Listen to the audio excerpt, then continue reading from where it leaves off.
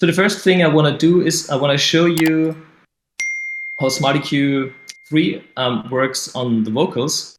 And to do so, I just remove the plugin from the track and reload it so that we can kind of, as you can see, I have a lot of plugins on my computer. So I just loaded on the main vocals track. I sold the track. And now, as I said, the plugin is able to listen to the audio signal. And you can kind of help the plugin to optimize its processing by telling the plugin what it has to expect when listening to the signal. And that's why we have profiles. So you have the learning button, and this is the profile dropdown. And for SmartEQ, there are kind of all the profiles from SmartEQ are more or less focused on single instruments. As you will see, for the limiter and for the compressor, it's a bit different. So we have profiles for whole mixes there. But for the EQ, for now, we have single instruments. In this case, I have a male vocal. So I select a vocal low. I click the record button, and then I just hit the playback button, and you will see how the plugin is listening to the signal. Which is coming soon, finding our way out, no more empty rooms. And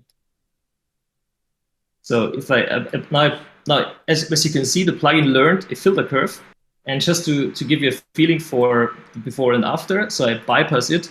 Which is coming soon, finding our way out. So it's a bit nasal, and it lacks mid and bass energy.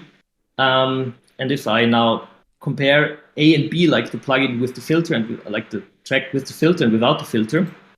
Which is coming soon, finding our way out, no more empty room. Which is So the plugin quickly analyzed the track and suggested an initial filter curve that just balances out the signal.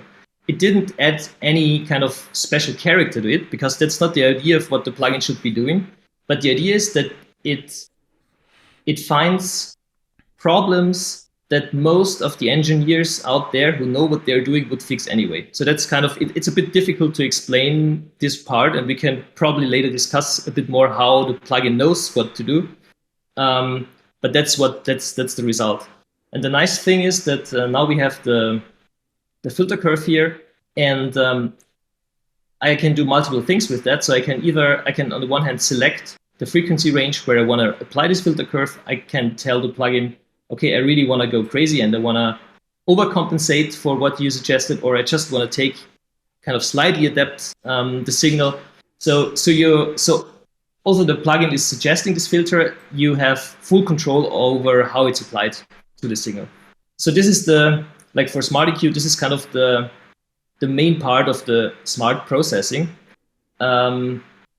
But with the plugin, one thing which is probably important is if you have a filter curve and you say, okay, I like the curve, but I want to modify it in a way that fits my taste, you can always add individual filters, like with any normal EQ, and you can, for example, add a bit more heights or take out, like, work a bit against the suggestion if you don't like it. So you can work with the plugin as with any other EQ, but with the benefit of having this initial starting point that's really, really quickly there.